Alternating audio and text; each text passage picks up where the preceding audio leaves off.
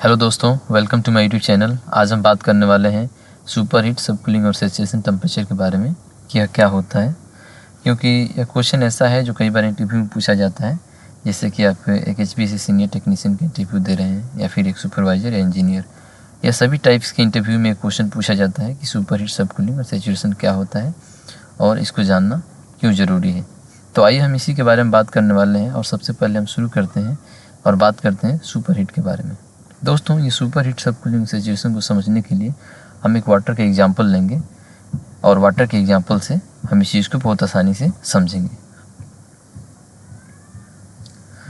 आप यहाँ देख सकते हैं हमारे पास एक ग्लास ऑफ वाटर है, जिसमें जो वाटर है वो 100% भरा हुआ है, यानी ये जो ग्लास है वाटर से भरा हुआ है। हम इसी ग्लास के हेल्प से इस सुपर हीट, सब कूलिंग को समझेंगे। उसके बाद हम साइकिल डायग्राम के हेल्प से, जो कूलिंग साइकिल होते हैं उसके भी हेल्प से इस चीज़ को समझेंगे कि सुपर हीट, सब कूलिंग हम एयर कंडीशनिंग में कहाँ पे कैलकुलेट करते हैं। तो यहाँ देख सकते हैं आप कि हमने हर चीज़ को मेंशन किया हुआ है, जैसे कि यहाँ पे हीट है, ये वाटर है और ये वेपर है। मैंने हर चीज़ को मेंशन किया हुआ है। अब हम आपको बताते हैं कि ये जो वाटर है वो अभी 100% लिक्विड में है। तो जब ये 100% लिक्विड में है तो इसको हम बोलते हैं सबकूल लिक्विड। है कि कोई भी ऐसा सब्सटेंस है अगर वो 100% लिक्विड में होता है तो हम उसको सबकूल लिक्विड बोलते हैं। जैसे ही वो वेपर में कन्वर्ट होने लगता है और 50% वेपर और 50% लिक्विड में होता है तो उस कंडीशन में उस सब्सटेंस को हम बोलते हैं सैचुरेटेड लिक्विड। जैसे कि ये वाटर है, ये वेपराइज हो रहा है और ये 50% अभी वेपर में है और 50% लिक्विड में है, तो इस कंडीशन में हम इसको सैचुरेटेड लिक्विड बोलेंगे। और जब ये वाटर 100% जब वेपर में कन्वर्ट हो जाता है तो उस कंडीशन में हम इसको सुपर हीट वेपर बोलते हैं, राइट। तो अभी हम समझते हैं कि ये जो सब कूलिंग टेम्परेचर होता है, सैचुरेशन टेम्परेचर होता है और सुपर हीट टेम्परेचर होता है, यह क्या होता है। क्योंकि एयर कंडीशनिंग में हम इसी को कैलकुलेट करते हैं और अपने एयर कंडीशनिंग को ट्रबल शूट करते हैं। यहाँ देखिए हीट सोर्स है, तो हीट सोर्स से हम इस पानी को गर्म करेंगे, धीरे धीरे हीट करेंगे। जब हम इस पानी को हीट करेंगे तो इसका टेम्परेचर धीरे धीरे इंक्रीज करेगा। हम आपको बता दें कि जो सैचुरेशन टेम्परेचर है या फिर बॉइलिंग पॉइंट है, ये दोनों सेम होता है। तो जैसे जैसे इसका टेम्परेचर बढ़ेगा और ये 100 डिग्री सेल्सियस पर जाएगा तो वाटर का जो बॉइलिंग पॉइंट होता है वो 100 डिग्री सेल्सियस होता है। इसका मतलब ये है कि जब ये वाटर 100 डिग्री सेल्सियस पे चला जाएगा, उसके बाद जब हम इसमें टेम्परेचर इंक्रीज करेंगे तो ये अपना फॉर्म चेंज करने लगेगा। जैसे कि अभी 100% लिक्विड फॉर्म में है, लेकिन जब हम 100 डिग्री सेल्सियस से ऊपर इसका टेम्परेचर इंक्रीज करेंगे तो धीरे धीरे वेपर में कन्वर्ट होना स्टार्ट हो जाएगा। फिर ये जो वाटर है इसको वेपर में कन्वर्ट करना है। इसके लिए हम इस वाटर के टेम्परेचर को धीरे धीरे इंक्रीज करेंगे, जिससे कि यह सैचुरेशन टेम्परेचर से ज़्यादा इंक्रीज हो जाए या फिर इसके बॉइलिंग पॉइंट से ज़्यादा इंक्रीज हो जाए। तो इसके लिए हम हीट को ऐड करेंगे। जैसे ही 100 डिग्री सेल्सियस से ऊपर जाएगा, जैसे कि 101, 102, 103 ऐसे करके जाएगा, तो ये जो वाटर है वो धीरे धीरे वेपर में कन्वर्ट होना स्टार्ट हो जाएगा। और जैसे इसका टेम्परेचर हम 110 डिग्री सेल्सियस तक बढ़ा देंगे तो इस कंडीशन में ये जितना क्वांटिटी ऑफ वाटर है वो 100% वेपर में कन्वर्ट हो जाता है। तो अब हम यहाँ जानेंगे कि सुपर हीट क्या होता है। तो सुपर हीट वो होता है कि बॉइलिंग पॉइंट से जितना ऊपर टेम्परेचर इस वाटर को वेपर में कन्वर्ट करने के लिए किया गया है वही इसका सुपर हीट होता है। जैसे कि एक ग्लास ऑफ वाटर है, इसको 100% वेपर में कन्वर्ट करने के लिए हम लोग इसके बॉइलिंग पॉइंट या सैचुरेशन टेम्परेचर से 10 डिग्री सेल्सियस ज़्यादा टेम्परेचर को इंक्रीज़ किए हैं। तो इसका जो सुपर हीट होगा वो 10 डिग्री सेल्सियस इसका सुपर हीट है। ओके, अब हम बात करते हैं सब कूलिंग के बारे में कि सब कूलिंग टेम्परेचर क्या होता है। यहाँ पर आप देखिए ये जो वेपर है हम इसको स्टोर कर लेते हैं और अभी इसका टेम्परेचर जो है वो 110 डिग्री सेल्सियस है। और इस स्टोर वेपर को धीरे धीरे हम ठंडा करेंगे। जब हम इसको ठंडा करेंगे तो इसका टेम्परेचर धीरे धीरे डाउन होगा। तो 110 है तो 109, 108, 107 ऐसा करके जैसे ही 100 डिग्री सेल्सियस पे आएगा तो ये इसका भी बॉइलिंग पॉइंट है। यानी अब इससे नीचे अगर हम इसका टेम्परेचर करेंगे तो उस कंडीशन में ये धीरे धीरे लिक्विड में कन्वर्ट होना स्टार्ट हो जाएगा। तो जैसे हम इसको ठंडा करते हैं, जब ठंडा होते होते ये 100 डिग्री सेल्सियस तक आता है और उससे नीचे जैसे आता है 99, 98, 97, ये धीरे धीरे वाटर में कन्वर्ट होना स्टार्ट हो जाता है। और जैसे इसका टेम्परेचर हम 95 करते हैं, ये 100% वाटर में कन्वर्ट हो जाता है। तो इस कंडीशन में हम बोलेंगे कि इसका सब कूलिंग कितना है, क्योंकि अभी ये लिक्विड में 100% कन्वर्ट हो गया तो इसको बोलते हैं सबकूल लिक्विड। लेकिन अभी इसका सबकूल टेम्परेचर कितना है या फिर सब कूलिंग टेम्परेचर कितना है, तब बॉइलिंग पॉइंट से ये जो वाटर वेपर है इसको 100% लिक्विड में कन्वर्ट करने के लिए जितना टेम्परेचर डाउन किया गया है वही इसका सब कूलिंग टेम्परेचर होता है। तो यहाँ देख सकते हैं ये 100 डिग्री सेल्सियस है।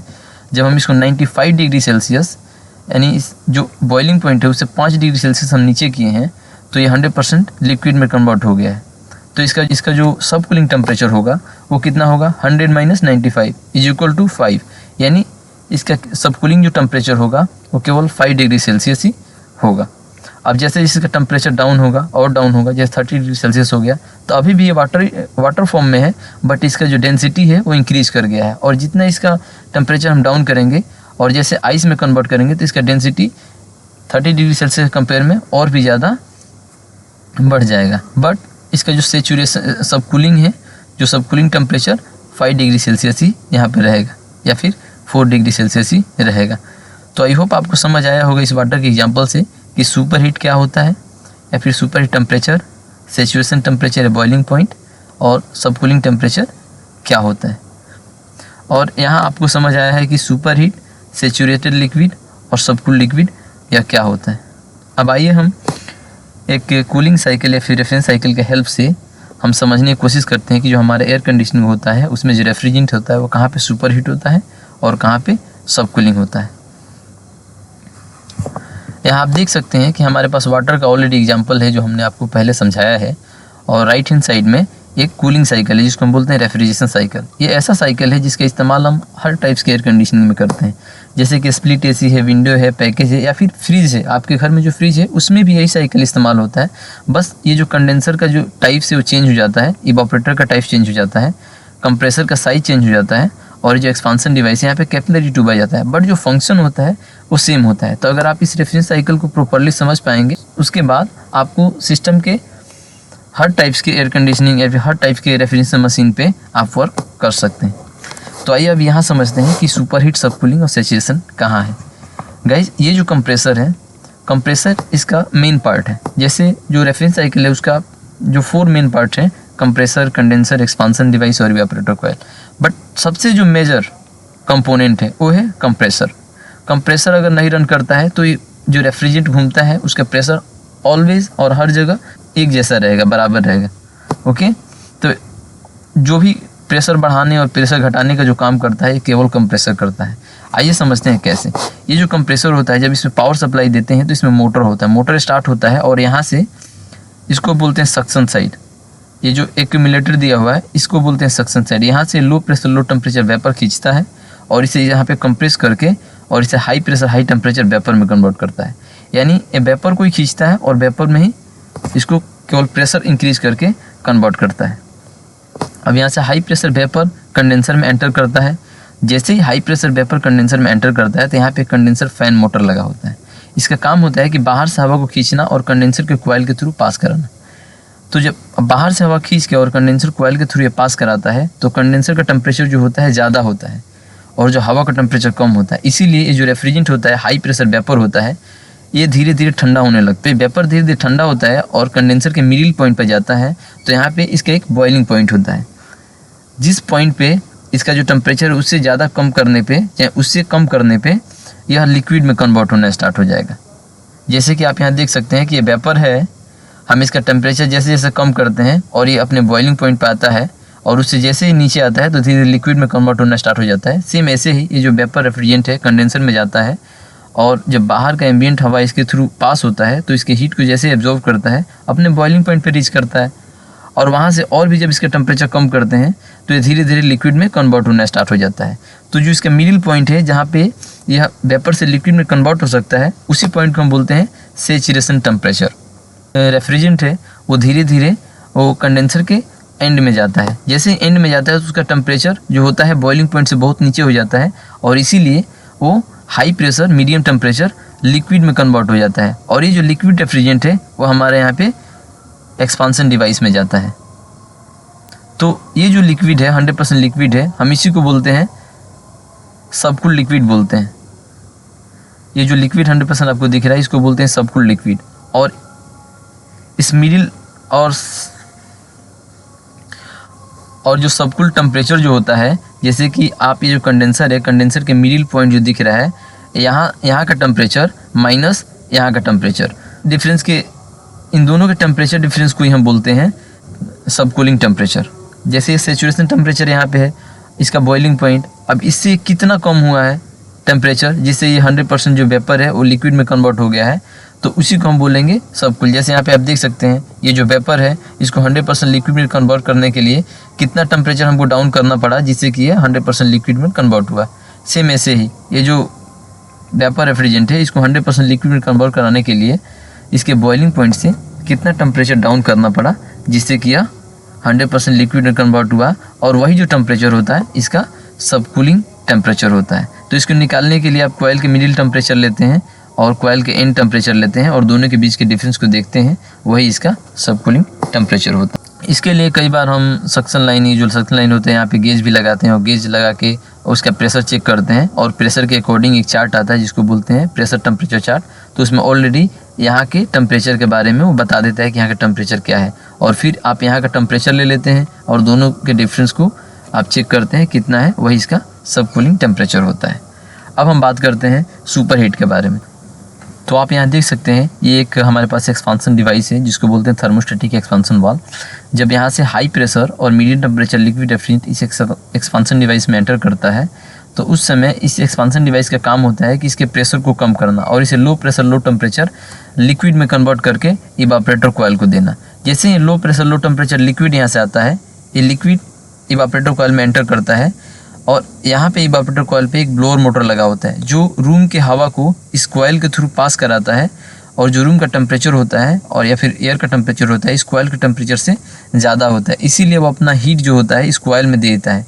जब ये जो लिक्विड रेफ्रिजरेंट यहाँ एंटर करता है, हीट को एब्जॉर्ब करता है, तो धीरे धीरे ये उबलने, तो जो ये मिडिल पॉइंट उबलने वाला है, बॉइलिंग पॉइंट है, हम इसको बोलते हैं सेचुरेशन टेम्परेचर या फिर इसका boiling point.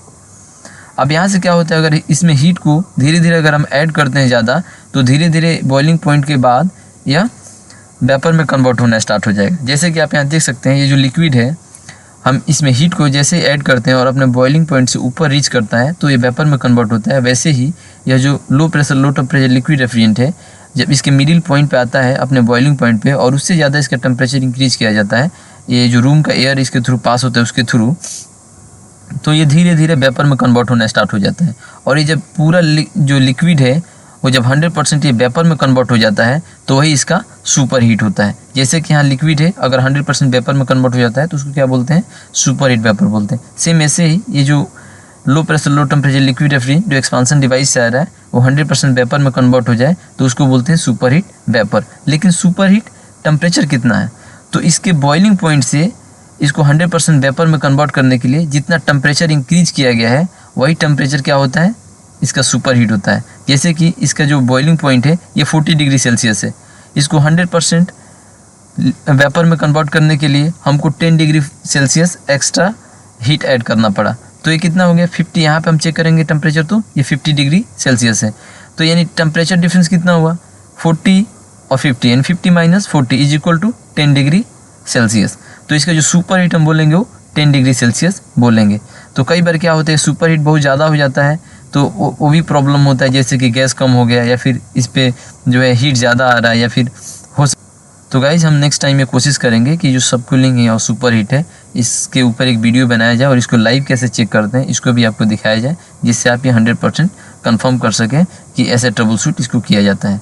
I hope guys आपको हमारा वीडियो पसंद आया है। अगर वीडियो पसंद आया है तो लाइक शेयर सब्सक्राइब करना ना भूलिए, और अगर आप चाहते हैं कि किसी नए टॉपिक पे वीडियो को बनाया जाए तो कमेंट बॉक्स में कमेंट करिए, नया वीडियो या फिर नया टॉपिक पे वीडियो ज़रूर बनाएंगे।